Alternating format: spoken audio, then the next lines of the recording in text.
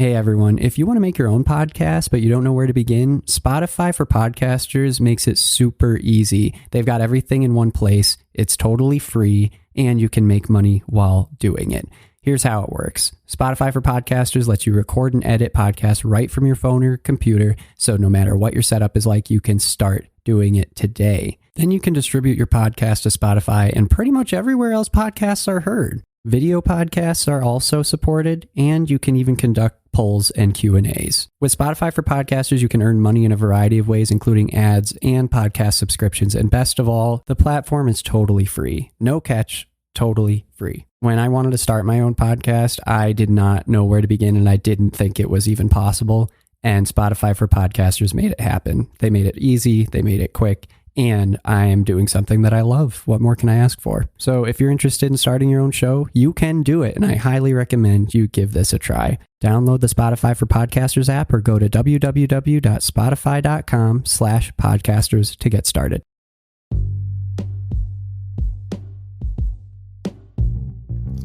Hey everybody, happy Thursday. Welcome to the second episode of Everything Kratom, the podcast about anything and everything Kratom. My name's Jamie. As promised, we're jumping into White Vein Kratom today, talking about it, which is my favorite type of Kratom. I'm not going to do an info session on the different types for everyone, although I am aware some people might be new to learning about Kratom who are listening to this, so I don't want to be ignorant of that, but I'm certainly not the one to do a deep dive into any of these. This is more just kind of conversation and fun. So let's hop right in. So my two favorite White Vein Kratom types so far are by far Indo White and White Horn. Both of them are excellent. I love Indo White around 1 p.m. Because that's when I'm like tiring out midday. Not all the time, but sometimes. And I always run into this block. I run into this block where I'm trying to work and I just can't really keep the same pace that I did when I started in the morning. The morning pace has just kind of died out at that point. 2 grams or so of Indo White and I am flying within 30 seconds. And I feel like this removes the invisible barrier in my way. Indo White combined with a nice cup of black tea because of the theanine in tea. Oh man, that is just rocket fuel for me. I do so well after that and feel clear. I'm not buzzed. I'm just motivated and got some nice energy. So that's like one of my number one favorites. And then as far as White Horn goes, I really like taking White Horn in combination with another white strain or a green strain for that matter. But I like to take White Horn in combination with another, not on its own. I find that on its own, I feel a little bit of the effects. I find that it helps me a little bit throughout the day. But if I usually just use like maybe half a gram of it to supplement another one of my favorite white strains. And I found that makes a noticeable difference in the way that the original white strain that I'm taking affects me. So White Horn is good as a supplement. And then there is White Maeng Da. And White Maeng Da is a really nice one for mornings for me. I know that Maeng Da means pimp grade in Thai. And so essentially Maeng Da is just any kratom from Thailand. You could call it Maeng Da. But it's of a certain quality, I guess. It's, it's interesting because Maeng Da is one of those ones that's the most well-known of kratoms, I think. It's the most well-known name, but it's also, there's a lot of skeptical conversation around, what is real Maeng Da and what isn't. Can there even be a white vein or green vein or red vein Maeng Da? And, I really don't know. I'd love to hear people's opinions about that because I know that there's some controversy about it, but I don't really have the insight into it. But all I know is that I get this White Maeng Da I used to get a green-red hybrid vein, Mangda, but that really wasn't doing it for me at all. So this white Mangda, I try maybe 2 grams in the morning, and it's a great way to just get moving. I take it right before I eat some breakfast, and then I get up and, go walk the dogs before work. And it gives me a great boost of energy. It's awesome to take that and then walk the dogs and listen to the news in the morning. It's just like, you're ready to go. So that's kind of my morning routine. Then going through the day, about midday, that's when Indo White comes into play.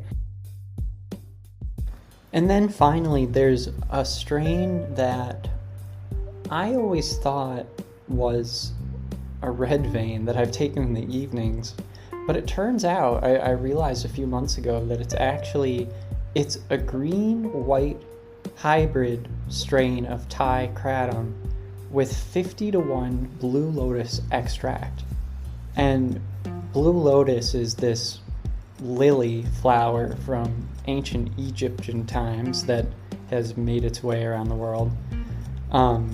Back in ancient Egypt, they would take the blue lotus and they would crush it up and put it in wine and let it sit in wine for a month and then drink it.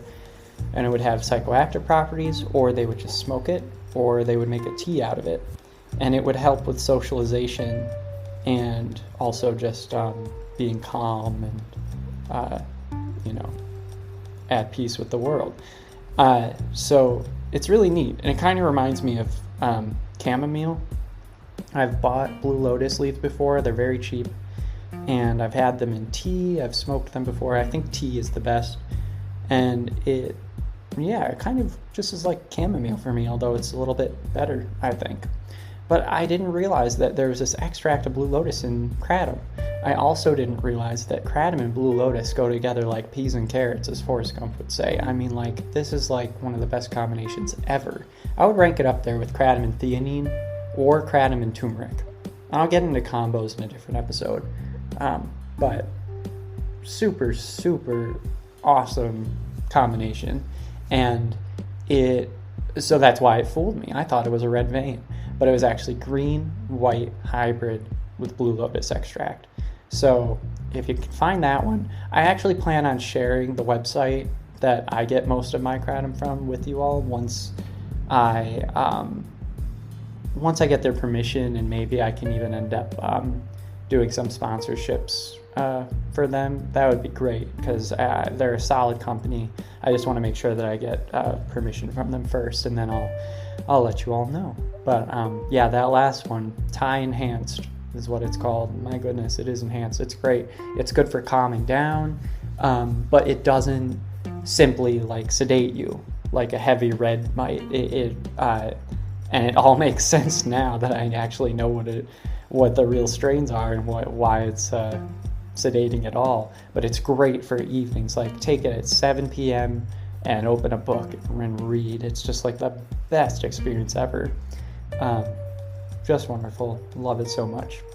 So I think that's pretty much everything I wanted to cover with you all today. Thanks for joining me. I'm planning to cover some red strains tomorrow, and then maybe we'll hop on the green train on Monday, and then some hybrids on Tuesday. Take it from there. So far, this podcast is available on Spotify and Anchor, but hopefully it'll be available soon on Apple Podcasts as well, and other platforms, Overcast and the like. So stay tuned and tell your friends or anybody else who likes to hear some random guy yammering on about kratom for about 10 minutes. But thanks so much, everybody. All right, I will talk to you tomorrow.